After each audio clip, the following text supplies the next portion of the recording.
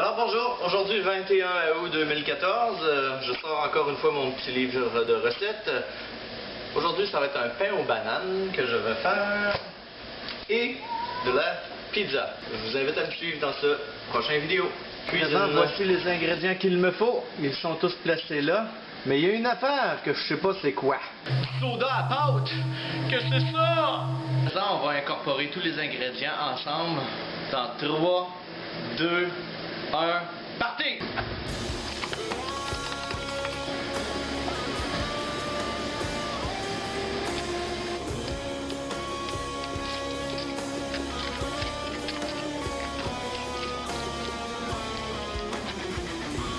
Ils disent de brasser avec un malaxeur! J'en ai pas de malaxeur! Oui, qu'est-ce que je vais faire? Ma main!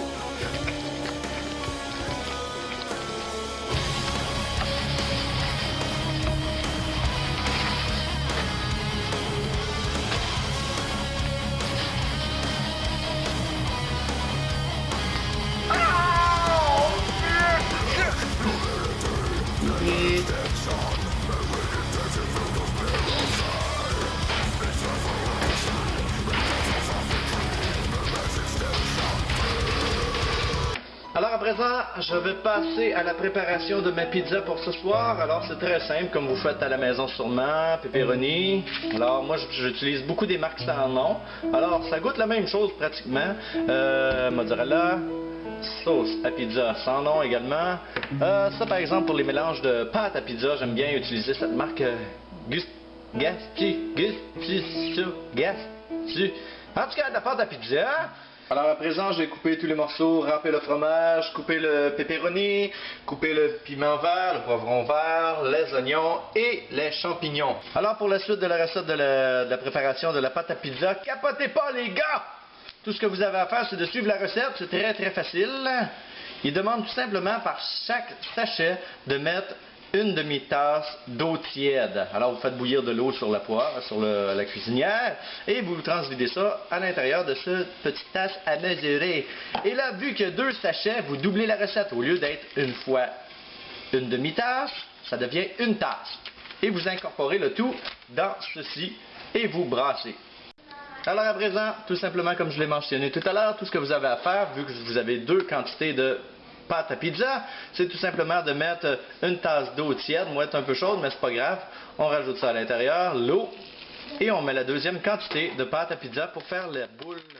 À présent j'ai terminé ma pâte à pizza, voici ce que ça donne, on la laisse reposer tout simplement 15 minutes et on va l'utiliser tout à l'heure, on va la rouler. Le temps est écoulé pour le gâteau aux bananes, alors on va sortir ça du four. Oh, c'est joli, j'ai pas manqué, il est bon, très beau, je sais pas si vous voyez bien, il est doré. Il n'a pas élevé tellement haut, par exemple. Ça doit être l'affaire de soda que j'ai pas mis à l'intérieur qui a fait en sorte qu'il n'a pas élevé.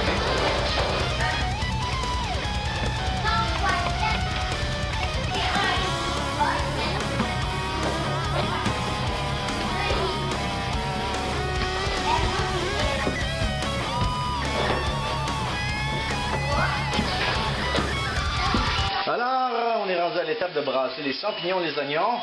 J'ai rajouté mes 3 ou 4 gousses d'ail, tout dépendant de vos goûts. Et puis, j'ai rajouté la cuillère à soupe, bien sûr, de sirop d'érable. J'adore le sirop d'érable. À tout moment de l'année, le sirop d'érable, c'est un produit québécois, alors on ne devrait pas s'en priver. Ça goûte tellement bon. Je sais bien, le prix des cannes, des fois, à l'épicerie, sont... On trouve ça cher, mais en réalité, c'est pas cher parce que ça demande beaucoup de préparation faire du sirop d'érable. Alors, c'est un produit un peu de luxe, si on veut, mais tellement bon. Alors, faut en profiter. Alors, je brasse ça, et ensuite ça, je suis rendu au moment tout simplement de mettre la sauce à pizza. Sauce sans marque sans nom ici. On l'étend, on met la quantité toujours qu'on veut sur une pâte à pizza, bien sûr. Mais des petites cannes de même, je trouve que c'est en masse. Faut pas trop en mettre non plus. Alors j'en mets une certaine quantité sur chacune. Je partage à peu près moitié-moitié. Et bien sûr, vous avez déjà fait ça des dizaines et des milliers de fois vous-même. Vous étendez la sauce. Et, quand tu bats? Je suis rendu au moment où je vais incorporer mes ingrédients sur les pizzas. Champignons, oignons ici. Qu'est-ce qui est bien, par exemple, quand c'est mélangé comme ça? Malheureusement, j'ai fait un peu trop griller certains champignons. La quantité n'a pas brûlé, mais tu sais, c'est juste sur le bord là. Fait qu'on met une certaine quantité, toujours au choix. Moi j'en mets comme ça.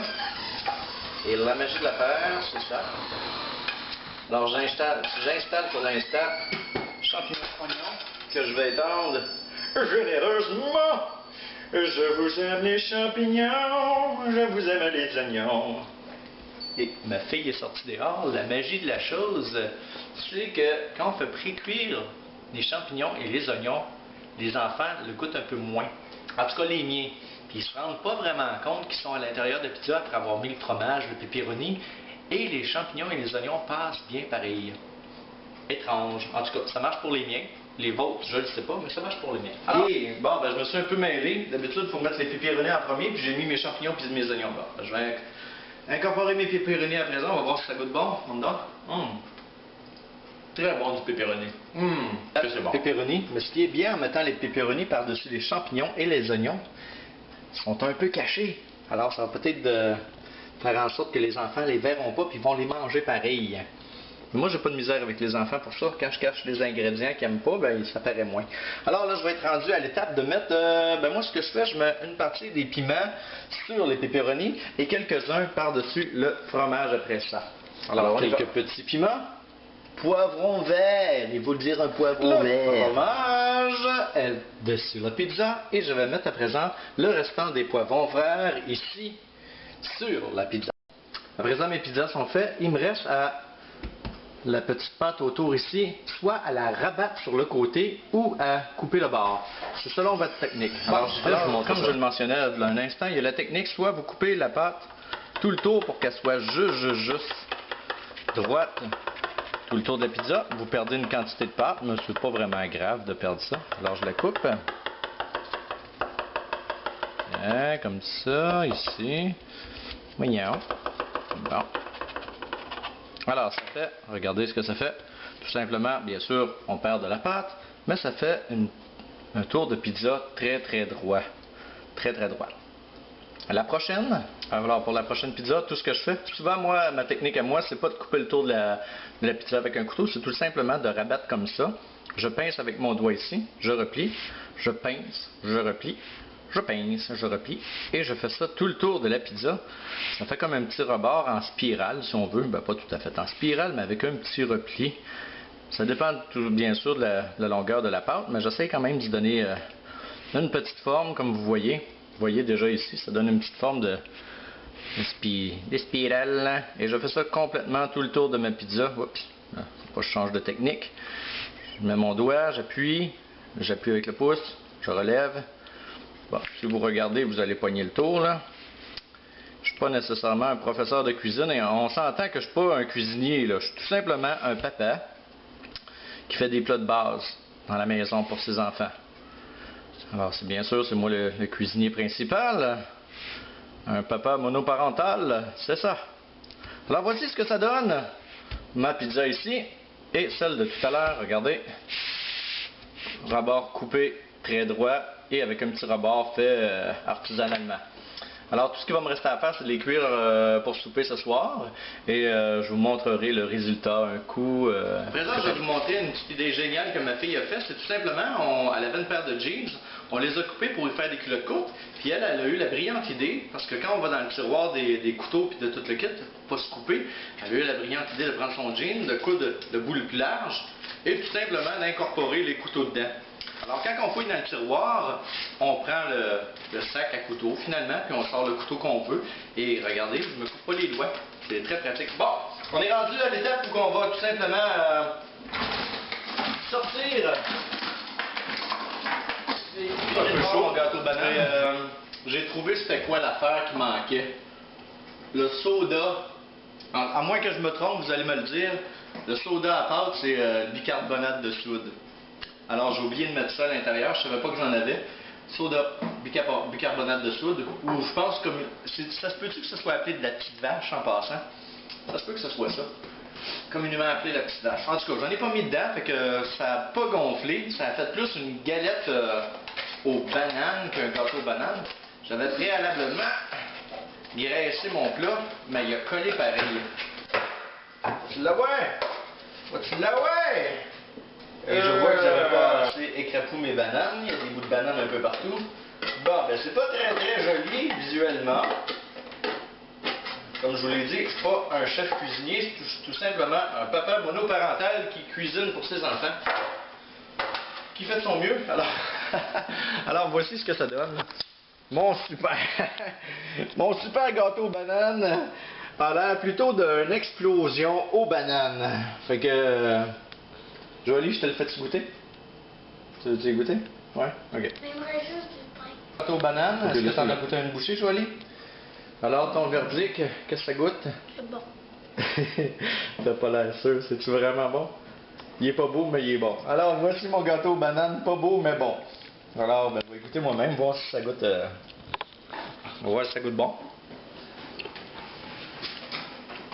Ah, il est bon, finalement.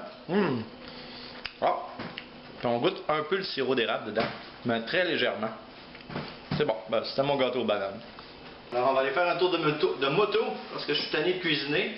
On va revenir plus tard, puis je vais faire les pizzas. Alors, bon après-midi, on s'en va en moto, nous autres. Alors, voici le résultat de mes pizzas. Comme celle-ci, celle que j'ai coupé la croûte.